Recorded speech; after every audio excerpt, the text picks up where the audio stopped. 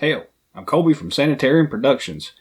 We're coming at you again today with another G.I. Joe action figure review. Today we're looking at Storm Shadow. This is the Paris Pursuit version, or the unmasked version of Storm Shadow, as it were. So, yeah, we're just going to go in like normal and just open this thing up and pull the figure out and take a look at all the accessories and review it for you real quick. So, stick with us.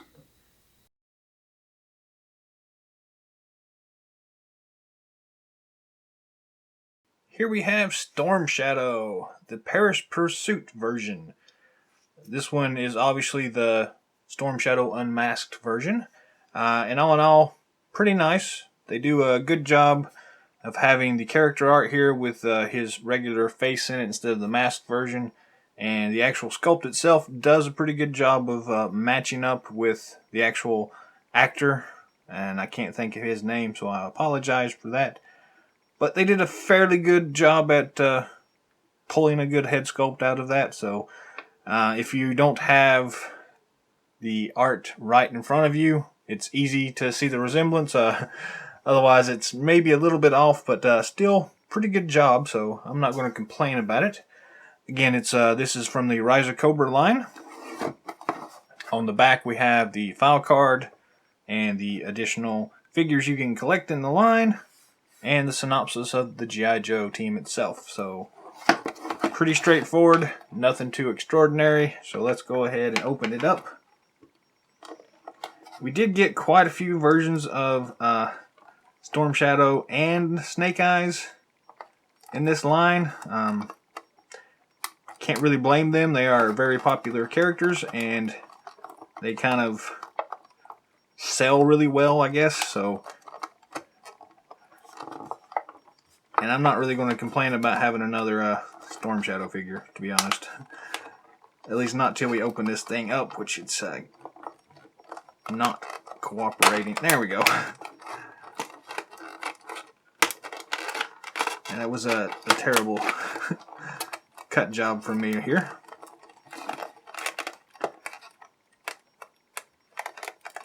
I think my blade may be getting dull. May be time to swap it out or sharpen it one. Anyways, let's see what we've got here.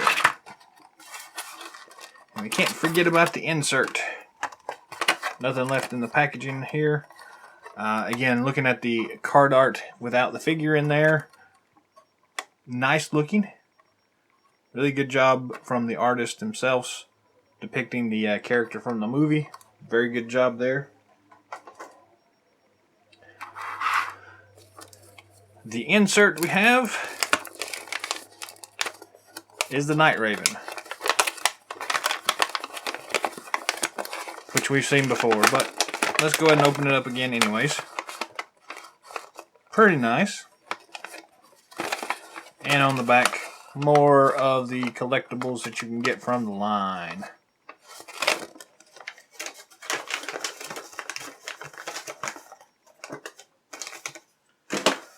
Alright, let's see what we got here.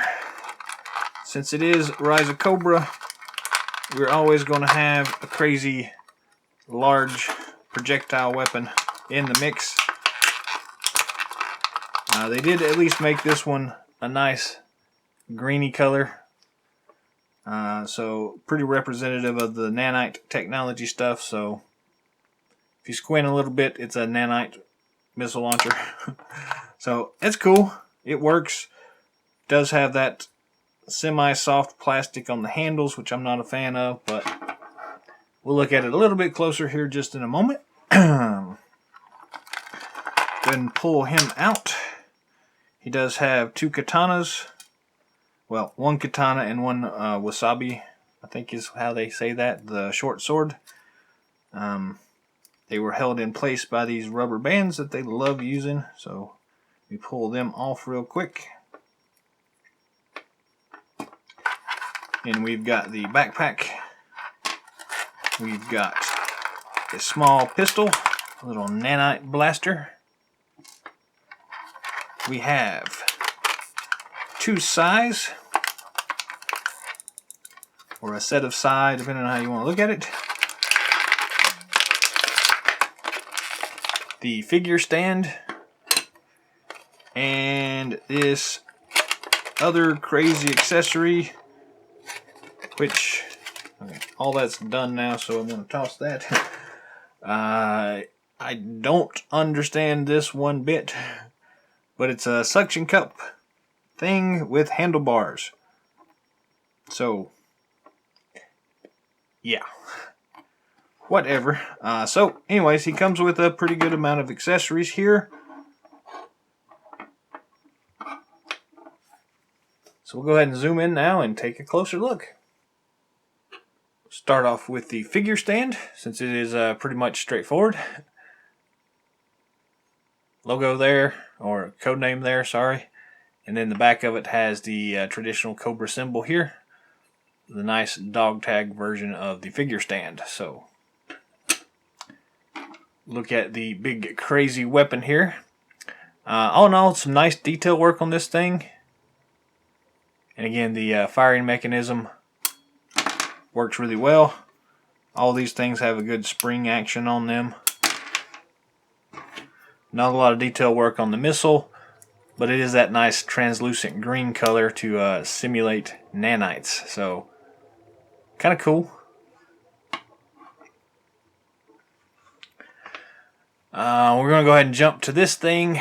If anybody out there listening, watching, can explain this to me, please drop us a comment.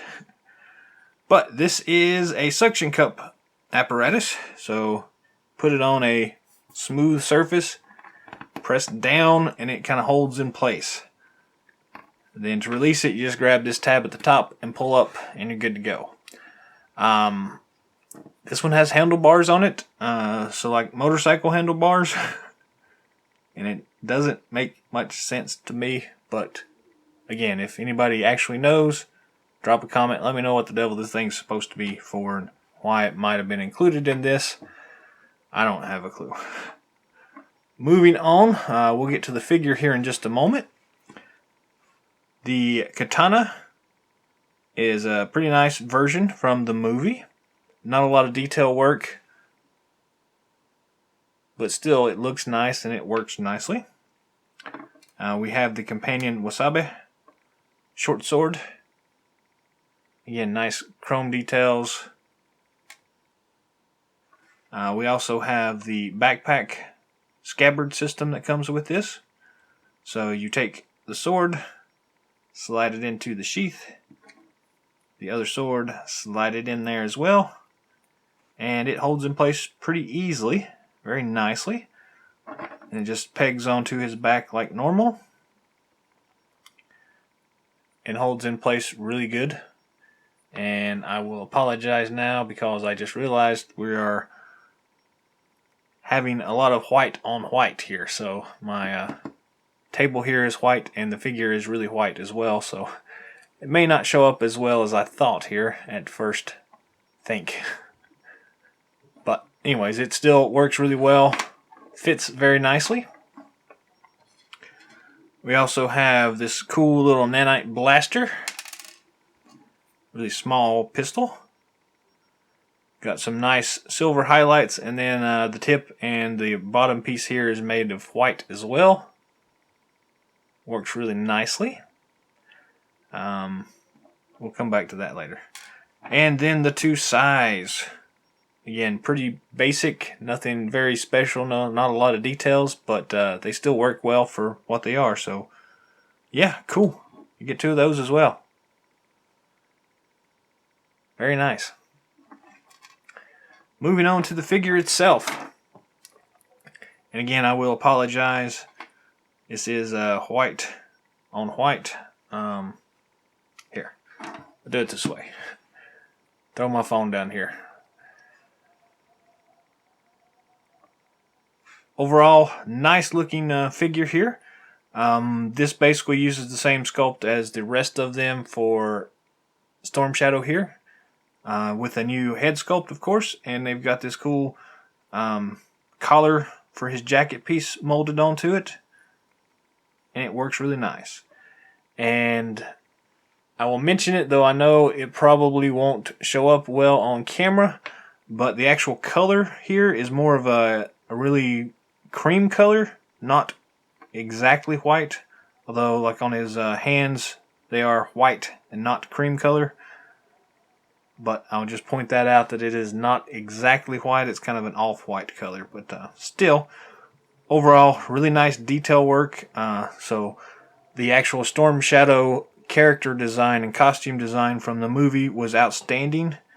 There are lots of intricate little details all throughout this version of it, and I really do appreciate that.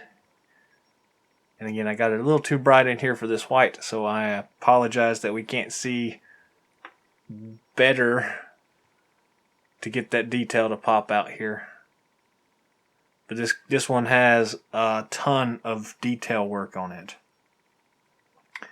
The head itself, 360 degrees spin on it. The collar slightly limits it, but not too much. Not a lot of up and down motion, mostly side to side here. Traditional shoulder joints, traditional elbow joints, and just the swivel on the wrist.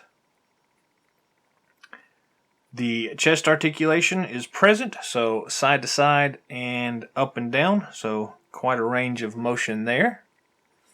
Traditional T-hook for the waist. This one is a little bit looser than I like, but it still works really well. Double knee joints and swivel and rocker at the ankles. So yeah, all in all, really cool articulation on this one. Well, I guess you should say standard articulation at this point. We've seen most of the figures follow in the same line, so it's nothing extraordinary nowadays, but still, it's really nice. On his right side, he does have a nice pistol holster. Just the right size for this crazy nanite blaster that he carries. If I can quit dropping it, we'll shove that in there, and it fits in there real nice and snug. They do have a little cutout there for the bottom piece to fit into. Then we throw his scabbard on his back. Fits in very nicely. And then he can carry his size, because unfortunately there's nowhere to actually store them. So you're going to have to put them in his hands. But they fit very easily and nicely. Is more than I can say for a lot of these things. But yeah, so you get a really cool looking Storm Shadow sculpt here. And lots of cool weapons, lots of cool poses. Very nice figure here. I'm not going to bother with this thing because, again, I don't really know what it's for. But he can hold it. It's just these things are really flimsy plastic, as you can see, so not really going to worry too much about it. And then, of course, the big toy blaster thing, so not going to worry too much about it either. So if you ignore the blaster and ignore this crazy contraption here, this is still a really cool figure. They did a great work on the sculpt itself. The accessories worked well for it. And all in all, it's just a nice Storm Shadow figure. Especially one that he does not have his mask on with. So, yeah, pick it up if you can.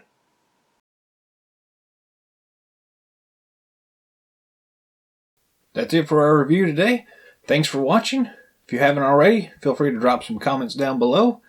Subscribe to our channel. Like us. Feel free to share it with others if you think it's worth sharing. Till next time, Yo Joe.